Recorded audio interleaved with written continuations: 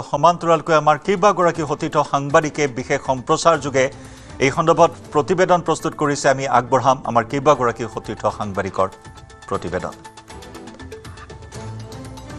নিৰ্দেশনা আছে যেনে ৰাষ্ট্ৰীয় ঘাইপথৰ কাষত এনেধৰণে অবৈধভাৱে যান বাহন বিশেষকৈ ট্ৰাক পাৰ্কিং কৰিব নোৱাৰে, সেই আমি সম্প্ৰচাৰ কৰি আহিছিলোঁ, যাৰ ফলত বিভিন্ন দুৰ্ঘটনা সংঘটিত হৈছিল।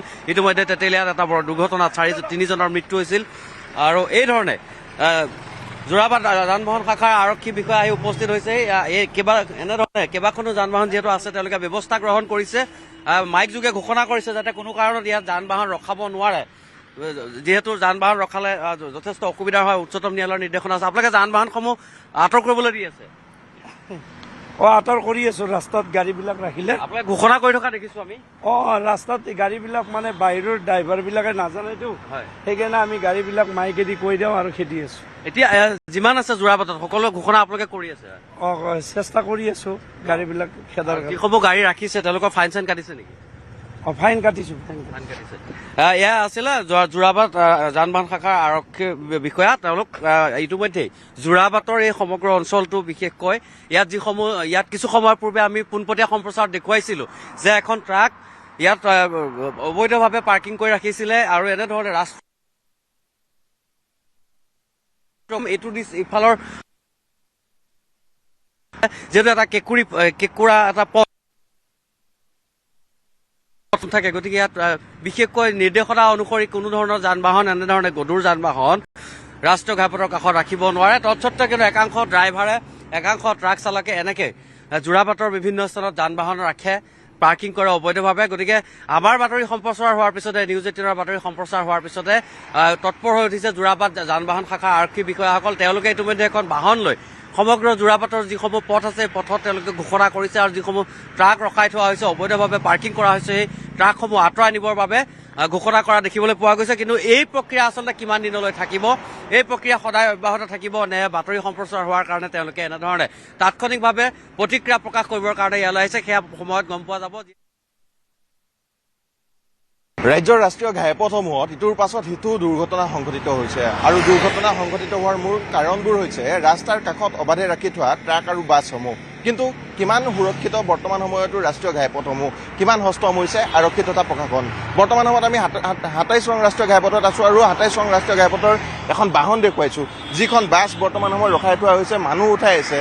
ৰঙিয়া তামোলপুৰ ভূটানলৈকে যাব এইখন বাছ আৰু AS25FC3417 নম্বৰৰ এই বাছখন বৰ্তমান সময়তো এনেধৰণে ৰাখি থৈছে। পুৱাৰ ভাগত ৰাস্তাৰ যিমান আচলতে ৰাখিব লাগে তাতকৈ বাহিৰত বৰ্তমান সময়ত ৰাখি থোৱা দেখিবলৈ পোৱা গৈছে। অৰ্থাৎ যিডাল আমি বগা আঁচ দেখিছোঁ, বগা আঁচডালৰ সমানে আধা বাহিৰত বৰ্তমান সময়ত ৰাখি এনেধৰণে বিপদসংকুলভাৱে ৰাস্তাৰ মাজত ৰাখি থোৱা দেখিবলৈ পোৱা গৈছে।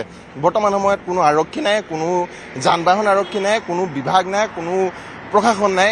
এনেধৰণে অবাধে ৰাষ্ট্ৰীয় ঘাইপথসমূহত বাছসমূহ ৰাখি বা ট্ৰাকসমূহ ৰাখি এনেধৰণে বৰ্তমান সময়ত নিজৰ মতালিৰে বাছ ট্ৰাকৰ চালকসমূহে, বাছ ট্ৰাকৰ আচলতে যিসমূহ বিষয়া আছে বা বাছ ট্ৰাকৰ যিসকল কৰ্মচাৰী আছে তেওঁলোকে মতালি চলোৱা দেখিবলৈ পোৱা গৈছে। আমি বাছখনৰ ওচৰলৈ আহিছোঁ, তেওঁৰ সৈতে কথা পাতিবলৈ যত্ন কৰিম। দাদা, ক'ত যাব আপোনালোক? ৰঙিয়া ভূটান। ৰঙিয়া যাব। ৰঙিয়া হৈ ক'লৈকে যায়? ভূটানলৈকে যায়। কেইটা বজাত যায় ৰাতিপুৱা? 7:45-50। বাছখন ৰাখিছে হাইৱেত, কিন্তু দেখিছোঁ যে ৰাস্তা প্ৰায় আধালৈকে আছে আপোনাৰ বাছখন। অকণমান ভুল হৈছে নেকি, তাত খেলি মেলি হৈছে নেকি? অলপমান ৰাখাত ভুল হৈছিল, চাইড কৰি ৰাখিলে। সদায় এনেকৈ ৰাখেনে? নাৰাখো সদায়, গাড়ী আছিল আগত, সেইকাৰণে। এইকেইদিনা খুব এক্সিডেণ্ট হৈছে, দেখিছে চাগে। ৰাস্তা কাষত এনেকৈ ৰাখি থোৱাৰ কাৰণে পাছফালৰ পৰা কোনোবাই খুন্দিয়াই দুৰ্ঘটনা হয়, খুব ঢুকাইছেও মানুহ। অকণমান বিপদসংকুল নহয় জানো কথাবিলাক? চাইড কৰি ৰাখিছিলোঁ, কিন্তু অলপমান বাহিৰলৈ আছে না। আৰু পাৰ্কিং আছে, আগত চাবৱেটো আছে, এইবিলাকত ৰাখিলে অকণ ভাল হৈ চাগে নে কি কয়? আপোনালোকে এনেকৈ ৰাখেনে? এনেকৈ নাৰাখোঁ আমি, চাইড কৰি ৰাখোঁ। পুলিচ আহে নে কেতিয়াবা? ট্ৰেফিক আহে নে কেতিয়াবা? আহে। আহিলে কি কৰে? চাইড কৰি ৰাখে দে। ফাইন কাটে? ফাইন কাটে। তথাপি আপোনালোকে এনেকৈ ৰাখি দিয়ে আৰু? না, মই গাড়ী আগত আহা নাছিল, সেইকাৰণে আগত। এই দেখিছোঁ পাছফালে এটা টাৰ্ণিং আছে, আগফালেও প্ৰায় জামেই। অসুবিধা হৈ চাগে মানুহবিলাকৰ? নাই থাক, অলপমান চাইড কৰি ৰাখি যাবাৰে ভুল।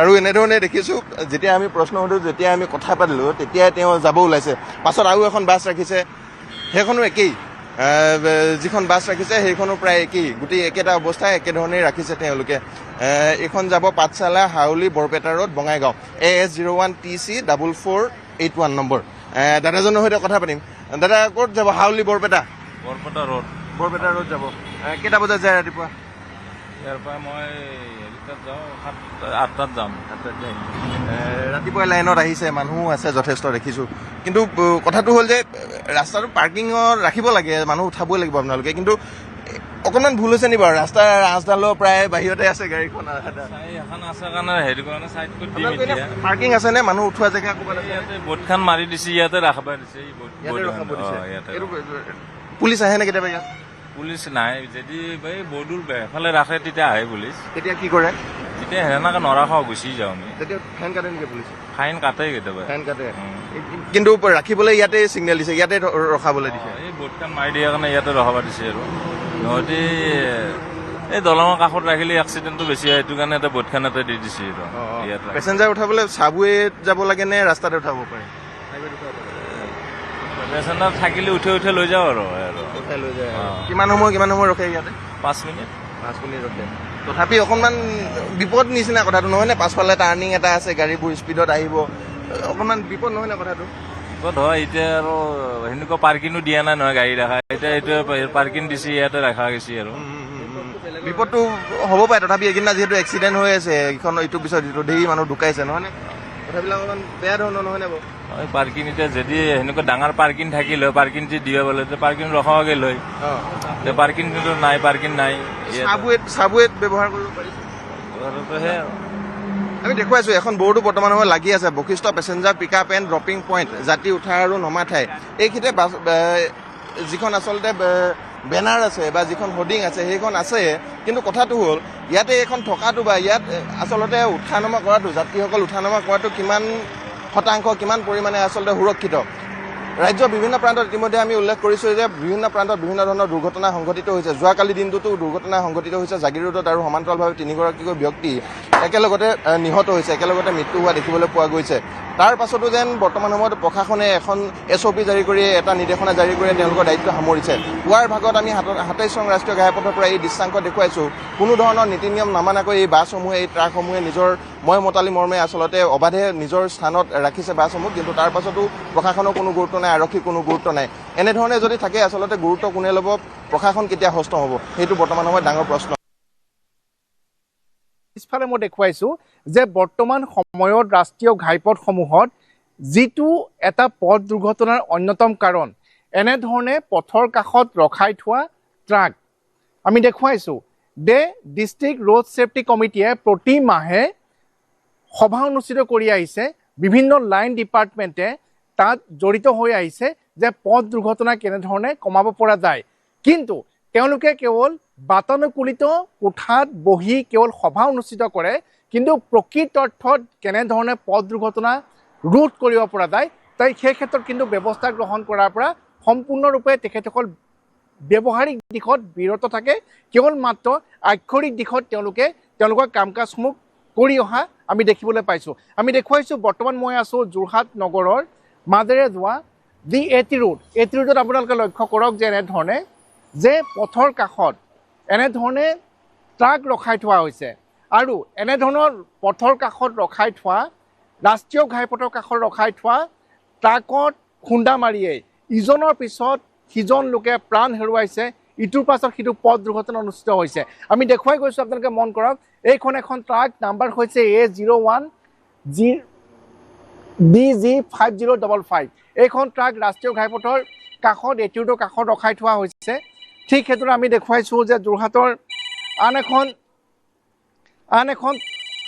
আমি দেখুৱাবলৈ আহিছোঁ যে এনেধৰণে লক্ষ্য কৰক এই স্থানত এনেধৰণে ৰাষ্ট্ৰীয় ঘাইপথৰ কাষত এটিউডৰ কাষত এনেধৰণে ট্ৰাক ৰখাই থোৱা হৈছে এইখন এখন ট্ৰাক যোৰহাট জিলা প্ৰশাসন ডিষ্ট্ৰিক্ট ৰোড ছেফটি কমিটিয়ে এইবিলাকৰ ওপৰত তেওঁলোকে চকু নাৰাখে দৃষ্টি নিক্ষেপ নকৰে বা ব্যৱস্থা গ্ৰহণ নকৰে তেওঁলোকে কেৱল মাত্ৰ বাতানুকূলিত কোঠাত বহি তেওঁলোকে কেৱল বৈঠক অনুষ্ঠিত কৰে আমি পুনৰ দেখুৱাইছোঁ এইখন এখন ট্ৰাক আমি দেখুৱাইছোঁ তাৰ পিছত আন এখন ট্ৰাক আমি দেখুৱাইছোঁ পথৰ কাষত ৰখাই থোৱা হৈছে যিটো দেশৰ সৰ্বোচ্চ ন্যায়ালয়ৰ নিৰ্দেশনা অনুসৰি সম্পূৰ্ণৰূপে অবৈধ আৰু পথ দুৰ্ঘটনা ৰোধৰ ক্ষেত্ৰত জিলা প্ৰশাসনে হওক ডিষ্ট্ৰিক্ট ৰোড ছেফটি কমিটিয়ে এই ক্ষেত্ৰত ব্যৱস্থা গ্ৰহণ কৰিব লাগে কিন্তু তেওঁলোকে কোনো ব্যৱস্থা গ্ৰহণ কৰা নাই আমি দেখুৱাইছোঁ পুনৰবাৰ যে এনেধৰণে পথৰ কাষত এনেধৰণে যিসমূহ ৰাষ্ট্ৰীয় ঘাইপথেৰে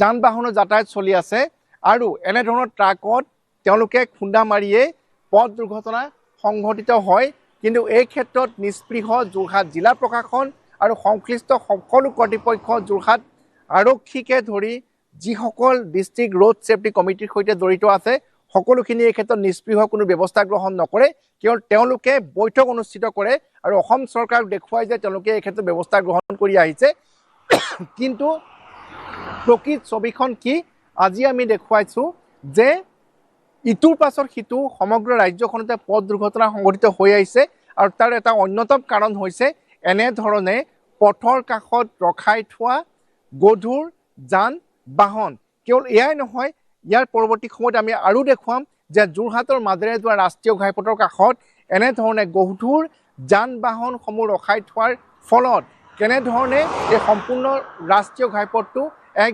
দুৰ্ঘটনা প্ৰৱণ এলেকালৈ পৰিণত হৈছে